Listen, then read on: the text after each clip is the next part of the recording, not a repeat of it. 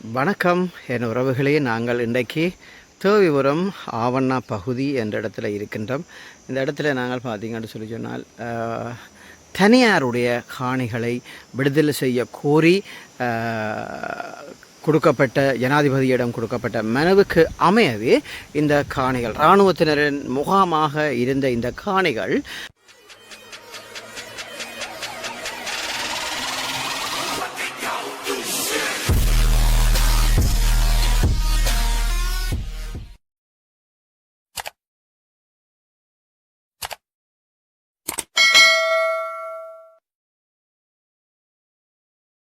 தற்போது மக்களிடம் கையளிக்கப்பட்டு மக்கள் குடியமர்த்தப்பட்டிருக்கிறார்கள். அந்த இடத்துல இந்த இடத்திலேயே நல்லொரு விதமான செய்கைகளையும் இந்த இராணுவத்தினர் செய்துவிட்டு போயிருக்கிறார்கள். அந்த கட்டிடங்களை நான் பல வீடியோகளிலே குறிப்பிட்ட மாதிரியும் பல கட்டிடங்களையும் இந்த இடத்திலே உடைக்காமல் மக்கள் பாவனைக்காக விடப்பட்டிருக்கிறது. உண்மையிலே நான் நிறைய வீடியோக்களில் இந்த விடயத்தை வலியுறுத்தி இருக்கின்றேன். இந்த காணிகளை உடைக்கும் போது அல்லது இந்த முகாங்களை விட்டு வெளியேறும் போது இந்த இராணுவத்தினர் வந்து இந்த கட்டிடங்களை மக்களிடம் கையளித்தால் மக்கள் பயன்பெறுவார்கள் என்று சொல்லி நான் பல வீடியோகளிலே கூறியிருந்தேன். அந்த வகையிலே இந்த இடத்திலே அது உண்மையிலே நான் கூறுவதற்காக அல்ல, கடவுளுடைய செயலாகத்தான் இருக்க வேண்டும். இந்த கட்டிடங்கள் எல்லாம் கூடுதலாக விடுவிக்கப்பட்டிருக்கிறது. இந்த கட்டிடம் பாருங்கள், இந்த இராணுவத்தினரிடம் இந்த உரிமையாளர் சென்று அதுக்கு முதல் இந்த கிணறை பாருங்கள், எவ்வளோ ஒரு கிணறு நம்பி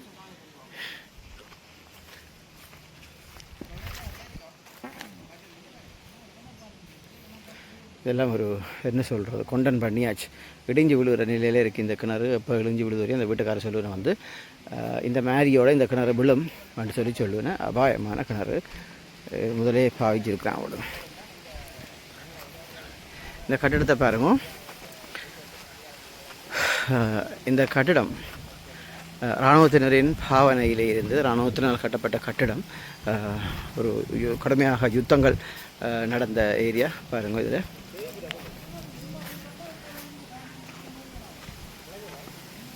நல்லா இருக்குது பார்த்தீங்களோ.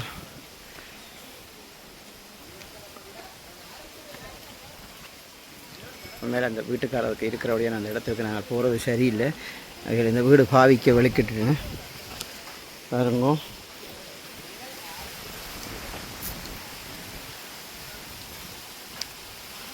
ஆனால் இந்த இடத்துல கரண்ட் இல்லை. பாவம் அவங்களுக்கு என்ன இந்த கரண்ட் வழங்கப்படையில் சோலார் லைட்டை வச்சு தான் எடுக்கிறாங்க. அந்த சோலார்லேருந்து பேட்டரியை சார்ஜ் பண்ணி தான் செய்யினேன். அந்த இடத்துல நல்ல ஓவியம் ஒன்று இருக்குது பாருங்க.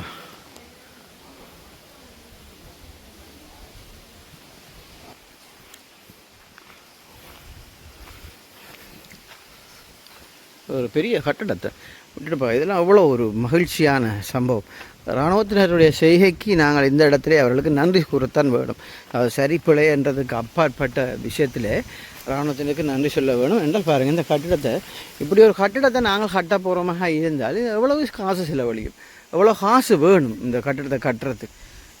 ஆனால் பாருங்கள், இன்றைக்கு அவர்கள் வந்து இந்த கட்டிடத்தை விட்டுட்டு போயிருக்காங்க. நான் நிறைய வீடியோவிலே சொல்லியிருக்கிறேன் அவர்கள் இப்படி செய்தால் நல்லதுன்னு சொல்லி. ஆனால் பாருங்கள், இதில் நிறைய சேதங்கள் படாத இருக்குது. இந்த இடத்துல வெள்ளாமல் தான் பெரும்பாலும் தொழிலாக அமைகிறது. அப்போ நாங்கள் இந்த வீட்டுக்காரர் இந்த காணி உரிமையாளரோட கதைக்கிற போது அவர் சொன்னார், இந்த தளம், அதாவது தளம் ஒன்று சொல்லுவார்கள், ஆனால் இது முதலே அவருடைய பில்டிங் இருந்திருக்கு, அதை உடைக்காமல் விட்டுட்டு போயிருக்கு. கீழ்த்தளத்தை நீட்டாக இருக்குது, பார்க்க கொஞ்சம் வடிவாக இருக்குது. இப்போ இதை வந்து அவர் சொல்கிறாருன்னு சொன்னால் தான் வந்து இதில் வந்து நெல்லுகளை வந்து காய போட்டு எடுத்து விற்று அப்படியான ஒரு தொழிலை செய்யலாம் என்று சொல்லி. அப்போ அதுக்கும் அவர் இராணுவத்தை நன்றி சொல்கிறாருன்னா நான் தனக்கு இதை உடைக்காமல் கொஞ்சம் நீட்டாக தந்திருக்கிறாங்க என்று வந்து அப்படி சொல்லுவார். இதுவும் ஒரு கட்டிடம். ஆனால் இதுவும் இந்த காணிக்குள்ளாமல் வருது. இதையும் பாருங்க. இப்போ இப்படி ஒரு வீட்டை கட்டுறண்டா கூடி நிறைய காசு செலவழிக்கும். ஆனால் அவர்கள் என்ன செய்திருக்காரு பாருங்கள், அரக்கியாக விட்டுட்டு போகிறார்கள். ஆனால் அவர் உரிமையாளர் இந்த வீட்டு காணி உரிமையாளருக்கு கூறுகிறார் அப்படின்னு சொன்னால் தான் வந்து இது சம்பந்தமாக இந்த காணி உரிமையாளர், அதாவது இராணுவ அதிகாரியோட கதைக்கிற போது இப்போ எனக்கு கால் இயலாது, அவர் மரத்தில் 40 அடி உயரத்துலேருந்து கீழே விழுந்திருக்கிறார். இப்போ தான் இயலாது என்னால், இந்த கட்டிடங்கள் ஏதாவது நீ வீடு கட்டி என்னால் உழைச்சி கட்டி இயலாதுன்றும் அப்போ தயவு செய்து எனக்கு இந்த கட்டிடங்களை உடைக்காமல் தாங்க கொண்டு கேட்டதற்கு அந்த இராணுவ அதிகாரி தான் இந்த கட்டிடத்தை உடைக்காமல் அவங்க இந்த இடத்தை விட்டு எழும்பி போயிருக்கிறார்கள். அந்த வகையிலே மேலே அவர்களுக்கு நாங்கள் நன்றி கூற வேண்டியவர்களாக இருக்கிறோம். இந்த இடத்துல அது எவராக இருந்தாலும் உண்மையிலேயே அவர்களுக்கு நன்றி கூற வேண்டும். இங்கே பாருங்க அப்படியே பெருசாக இது இந்த இடத்துல ஆரம்ப காலத்தில் விடுதலை புலிகளின் கடல் புலிகளின் ஒரு பண்ணை இருந்ததாக அந்த உரிமையாளர் கூறுகிறார். இந்த இடத்திலே கடல் புலிகளினுடைய ஒரு பண்ணை இருந்ததாக கூறுகிறார். யாராவது தெரிந்தால் இதுக்கு கீழே கமெண்ட்ஸ் பண்ணுங்கள், எந்த பண்ணை என்று. அதெல்லாம் ஃபுல்லாக தென்னந்தோட்டம் விடுதலை புலிகளின் பண்ணை இருந்ததாக கூறுகிறார்கள். அது என்ன பண்ணைன்னு எனக்கு தெரியல.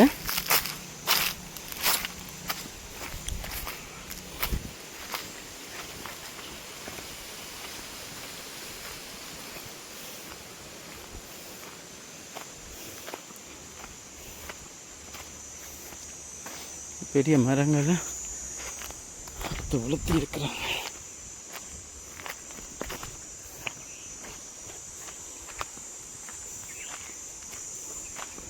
பாருங்க, அப்படியே அங்கால தொடச்சா போதும். இந்த காணி ஒரு ஆளுக்கு 5 ஏக்கர் திட்டமாம் இந்த திட்டம். அது அப்படியே அங்கால முள்ளு கம்பி அடிச்சிருக்காங்கள போயிடாது. ஆனால் அதுவும் இவையக்கூடிய காணியானது. ஃபுல்லாக அங்கால அப்படியே கஜு தோட்டமாக இருக்குது, கஜு மரமாக இருக்கும். மேலே நல்ல ஒரு பயன் தரக்கூடிய இதுக்குள்ள தேங்கக்காடு கணக்கே இருக்குது. எனக்கு இராணுவத்தினர் என்னத்துக்கு பாவித்தாரம் தெரியல. ஒரு பெரிய கிச்சன் இருக்குது. உண்மையில் எல்லா மரங்களும் இந்த இடத்துல காணக்கூடிய மாதிரி இருக்குது. இந்த இடத்துல எல்லா மரமும் நிற்கிது. இந்த ஈரப்பிலாக்காய் மா இருக்குது, தென்னை இருக்குது, ஈரப்பிலாக்காய் இருக்குது, ஹஜு இருக்குது, பிலா இருக்குது. மேலே நிறைய கலவாடங்கள், நிறைய வெள்ளாமல் செய்யக்கூடிய இதுகளை இந்த இராணுவத்தினர் வழங்கி விட்டுட்டு போயிருக்கிறாங்க. மேலே இந்த விஷயத்தில் நாங்கள் கொஞ்சம் அவர்களுக்கு நன்றி சொல்ல வேணும். மனதாயமான அடிப்படையிலே இருக்குது.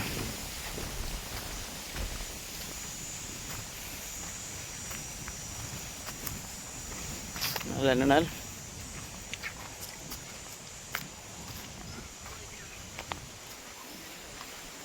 தான் ஒரு பின்னால் ஒரு பெரிய இந்த கட்டுறது தான் விட்டுட்டு போயிருக்கு. இது பின்பக்கம், நான் காட்டின வெள்ளம் முன்பக்கம், இது பின்பக்கம். சமைச்சு இது நீட்டாக இருக்குன்னு.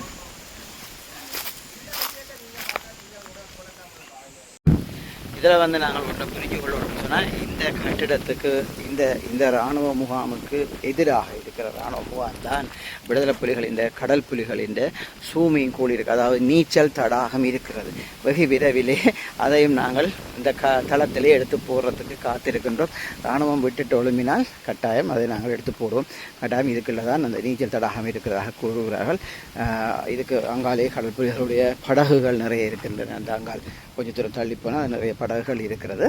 அதை நாங்கள் வெகு விரைவில் எடுத்து அவர்கள் அனுமதி தரும் பட்சத்தில் நாங்கள் எடுத்து போட தயாராக இருக்கின்றோம்.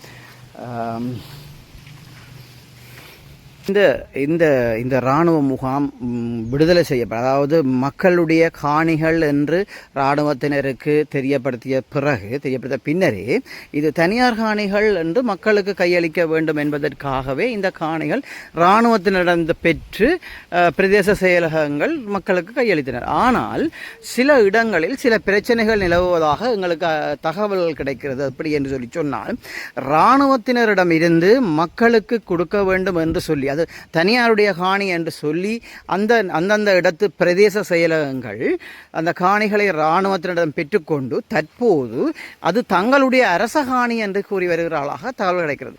இது சம்பந்தமாக இது அதிகாரம் அளிக்கப்பட்ட அதிகாரிகள் இதை கவனத்தில் கொண்டு இந்த மக்களுக்குரிய காணிகளை உடனடியாக வழங்க வேண்டும் என்றும் அந்த மக்கள் ஒரு பெரிய ஒரு ஆதங்கத்தோடு இருக்கார்கள். எங்களுடைய மக்கள் யுத்தம் கவனிக்கப்பட்டு 2009 ஆண்டுக்கு பிறகு யுத்தம் கவனிக்கப்பட்டு இந்த இடங்கள் எல்லாம் ஓடி அலையாத தமிழனாக பிறந்து அலையாத இடமில்லை, ஓடாத இடமில்லை. ஆனால் எங்களுடைய உறவுகள் திருப்பியும் கஷ்டப்பட்டு கொண்டே இருக்கிறார்கள். தயவு செய்து இந்த பிரதேச செயலர்கள் இதை உடனடியாக உங்களுடைய கவனத்துக்கு எடுத்து மக்களுக்கு தேவையான காணி உறுதிகளை, நேற்றைய நாளிலுமே கிளிநொச்சியிலே காணி அமைச்சர் கௌரவ கடத்தொழில் அமைச்சரின் வேண்டுகோளுக்கு இணங்க நேற்றைய நாளிலே கிட்டத்தட்ட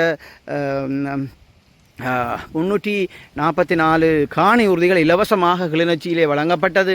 அந்த வகையிலே இந்த இடத்திலேயுமே எங்களுடைய மக்கள் கனகாலம் யுத்தத்தாலே பாதிக்கப்பட்டிருக்கிறார்கள்.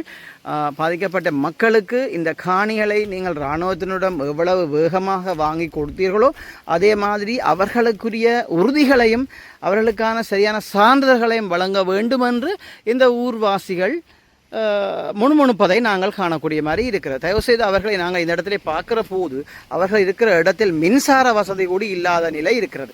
தயவுசெய்து புதுக்குடியிருப்பு பிரதேச செயலரே இது உங்கள் கவனத்திற்கு.